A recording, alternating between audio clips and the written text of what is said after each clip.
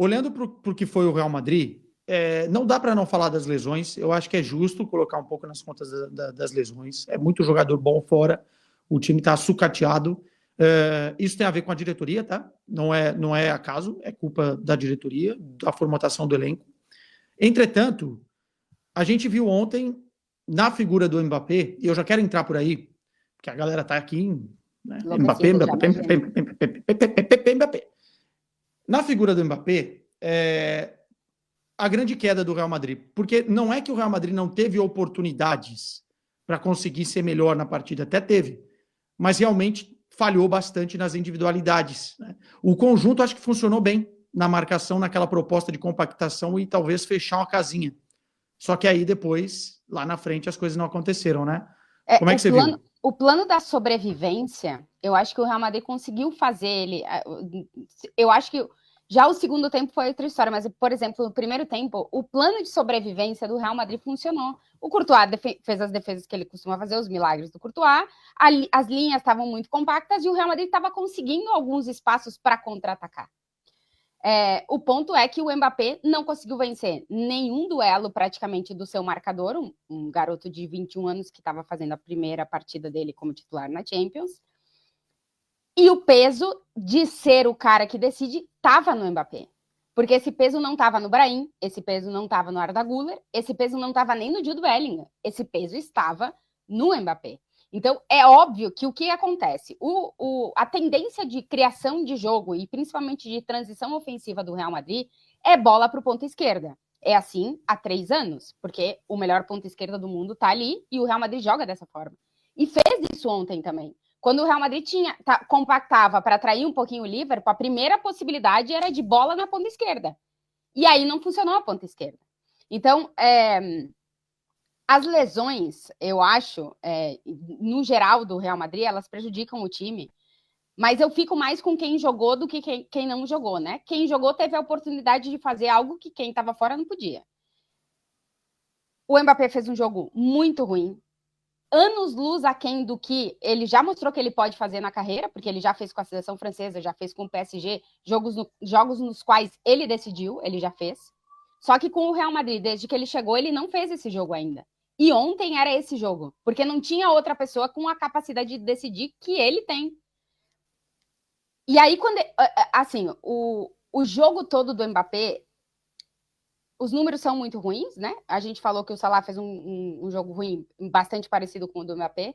E aí, a única oportunidade que tem, que era o pênalti, ele erra. E eu acho que a partir de errar o pênalti, todas as possibilidades do Real Madrid se foram. Porque se o Mbappé consegue marcar aquele pênalti, e aí o pênalti é sorte, pode acertar e pode não acertar, mas eu acho que ele bateu mal o pênalti, talvez o jogo teria mudado para o Real Madrid.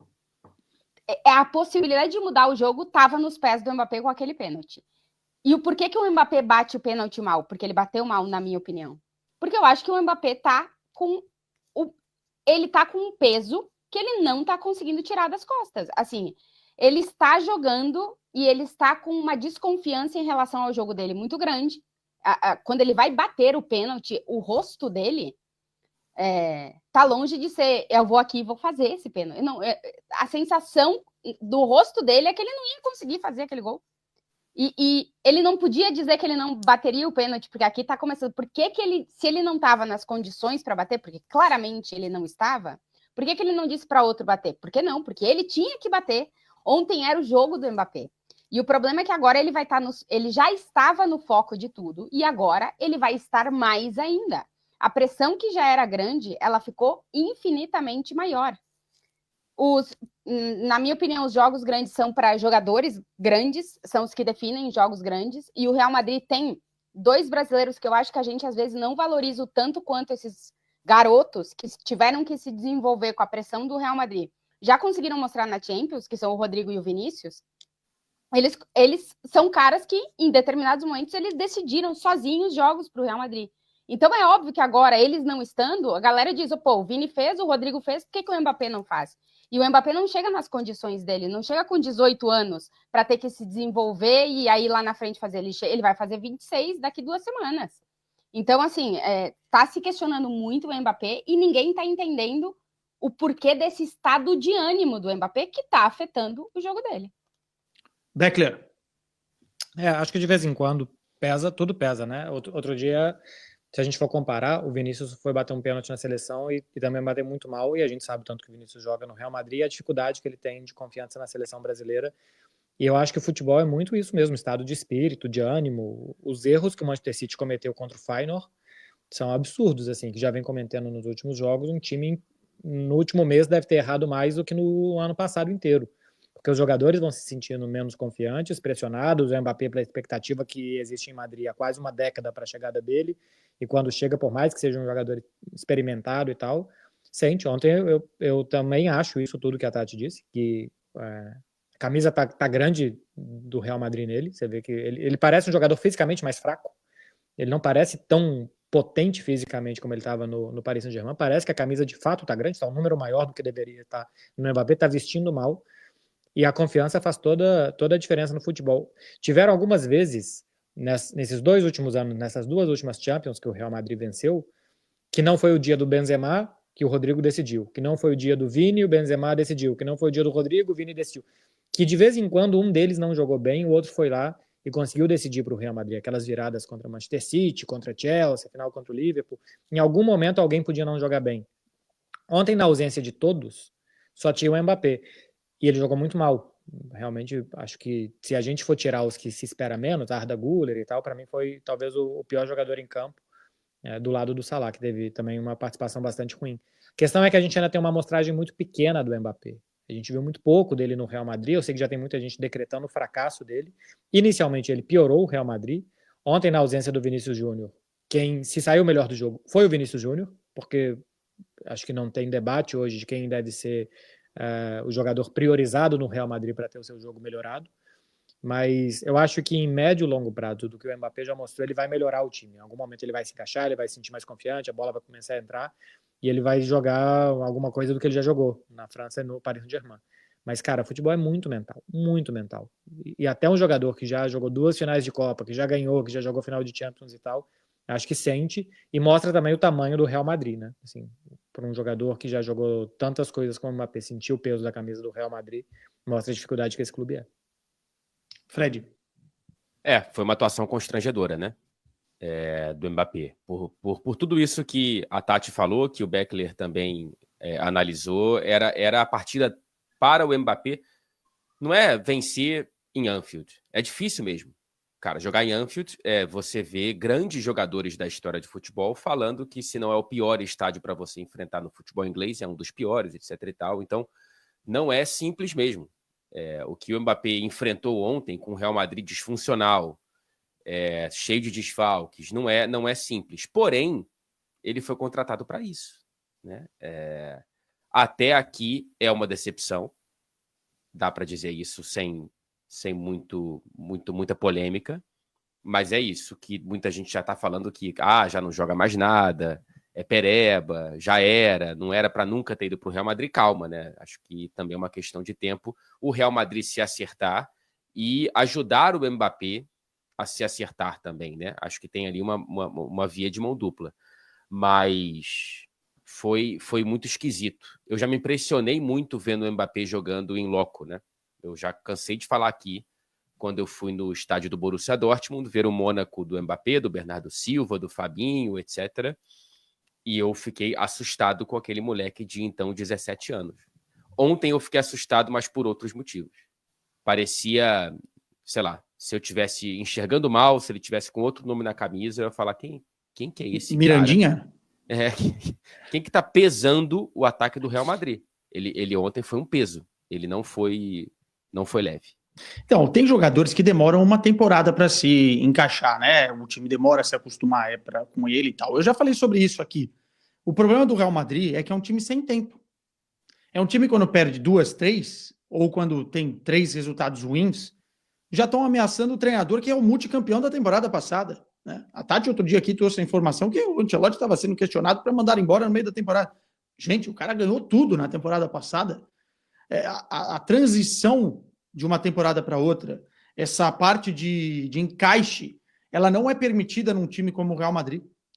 E eu acho que aí vai um pouco também na conta da diretoria, que estava claro que com a saída do Toni Kroos, e assim, com o elenco que tinha, já tinha sofrido tanto numa temporada anterior, deveria ter ido buscar peças para repor. E não. Talvez por um capricho, por um ego, por uma vontade de ter o Mbappé, de ter um galáctico, porque vamos combinar que o Florentino Pérez sempre foi esse cara, né? Não é de agora. Ele foi buscar o Mbappé e não foi buscar mais ninguém. Tudo bem você trazer o Mbappé, mas, pô, traz alguém para substituir o Kroos, traz alguém para você dar de opção na lateral direita, que já sofremos no passado com isso, traz alguém para a zaga mais, né? Porque ontem jogou um menino que eu nunca tinha visto jogar, o Asensio, né? Então, assim, eu sinceramente, eu coloco na conta bastante da diretoria esse momento que o Real Madrid vive. E é um momento que pode condicionar a temporada toda. E é por isso que eu entendo que com o tempo o Mbappé pode encaixar. Mas eu volto a perguntar, vai ter tempo? Na Champions, sim. A questão é perder a Liga. Que com os 2 últimos tropeços do Barcelona é menos problemático do que era há 15 dias. Porque se o Barça tivesse a 6 com a vantagem do confronto direto, com o Real Madrid com esse tanto de jogador faltando agora, e o Real Madrid agora vai sair para jogar contra o Atlético de Bilbao, contra o Girona, onde o Girona perdeu, mas tem 3 vitórias seguidas em La Liga, talvez se sinta mais à vontade no torneio doméstico. Tem alguns jogos mais difíceis. Se tiver esses desfalques em La Liga e sair tropeçando e o Barcelona abrir uma vantagem grande, La Liga depois não tem como recuperar em mata-mata, né? A Champions, o Real Madrid vai estar entre os 24, não é possível. Já não pega mais G8, né? Não pega G8. Já não pega mais G8. E aí, a partir daí ele é o pior adversário. Os 16 primeiros tem que ganhar tudo, eu acho. Aí. Mas, por exemplo, hoje ele é o 24º. Ele jogaria contra o Aston Villa. O Liverpool, que é primeiro, ele pegaria ou o 15º, ou o 16º, ou o 17º, ou o 18º, né? Porque tem mini sorteios ali. E entre o 15º, 6º, 7º e 8º, eu acho que tem Manchester City, Bayern, é alguma coisa assim. Então, nesse momento, se o primeiro Manchester City e Real Madrid, de repente. Pode acontecer. Pode acontecer um Bayern de Munique e Real Madrid. O negócio é assim, o Real Madrid vai estar entre os 24. E a partir daí, isso vai ser só em fevereiro. Ele é o pior adversário que qualquer um vai ter no mata-mata. Então, assim, ele tem uma chance a mais de cair, porque ele tem um mata-mata a mais, ele tem 2 jogos a mais no calendário, tem menos tempo de descanso e tal. Mas na Champions ele vai estar vivo. Tem o Intercontinental também, né? Tem o Intercontinental, tem o Supercopa da Espanha, então ele vai estar vivo e ele vai ser o pior para qualquer um daqui a pouco. La Liga, que a coisa podia ficar mais dramática, mas o Barcelona perdeu 5 pontos. Já tem uma derrota horrível aí, Tati, é muito rápido, que é você ter mais 2 datas no calendário, cara. Exato. Assim, isso aí para elenco que tá na conta do chá, não sei como é que vai estar em fevereiro, e ainda mais o Real Madrid que tem essa Intercontinental, e depois tem o Mundial de Clubes no fim da temporada, assim como tantos outros clubes da Europa. Cara, assim, essas 2 datas a mais têm um peso terrível, já garantido para times como o Real Madrid e City que estão sofrendo com lesões.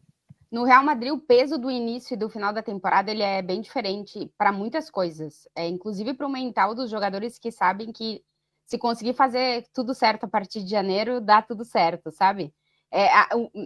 Não às vezes começa a temporada muito bem e consegue se manter, e às vezes começa a temporada muito mal e depois dá um jeito, né? É muito o que o Marcelo falou. Na Champions vai classificar, e o Ancelotti ontem falou, nós temos que estar entre os 24. A nossa Champions, ela começa quando começar o mata-mata. Eles têm meio automatizado isso, assim. Tanto faz como é que a gente chega lá, a gente tem que chegar lá. O objetivo é chegar lá. Mas é óbvio que é decepcionante pela expectativa toda gerada em torno desse Real Madrid, né? E o elenco curto é 22 jogadores no elenco para a possibilidade de 72 jogos na temporada. É muito pouco. É loucura. É muito pouco. Eu quero ver. Tem Getafe no domingo, Atlético de Bilbao fora de casa, que é horroroso na La Liga, no meio da semana. Girona no final de semana, que também é fora de casa, que é horroroso também, como o Marcelo falou, tá bem agora em La Liga o Girona. E depois tem a Atalanta. Então, tem uma sequência agora de um pouquinho mais de uma semana, que o Real Madrid vai ter 4 jogos, e que nesse momento continua com 7 jogadores no departamento médico. Vamos ver quem é que o Ancelotti recupera dessa galera. Quantos titulares? 7? São quantos? 7. Basicamente, os 7. E que amanhã pode entrar mais gente, porque, repito, Mbappé, Bellingham e Brahim Dias vão passar por exames amanhã. Então, assim, o domingo o Ancelotti pode não ter 11 jogadores do elenco principal para escalar o time contra o Getafe. A situação ela é muito complicada. E assim, a temporada passada o Ancelotti fez todos os milagres e todos funcionaram. Nessa temporada ele vai ter que fazer mais do que ele fez na temporada passada. Pois é, eu acho que a questão é, como na temporada passada funcionou, repetiram a fórmula, né? A saída do Benzema, não ter chegado ninguém, ter perdido os 2 zagueiros e o goleiro, e ter, por mérito dos que sobraram, dos jogadores que sobraram, e do Ancelotti ter ganhado Liga e Champions, fez parecer com que isso era sustentável. E não ganhou Liga nem Champions na sorte temporada passada, né? Abriu 2 voltas em relação ao Barcelona, e na Champions também foi superior ao Bayern, foi igual ao Manchester City, podia ter passado qualquer um, foi nos pênaltis. Na decisão foi superior ao Dortmund. Então não foi igual a outra Champions que saiu fazendo milagre para ganhar. Mas não é uma fórmula sustentável como o Real Madrid disputou a temporada passada. Isso não pode ser regra para um clube grande ter um elenco desse tamanho e jogar com a sorte como fez.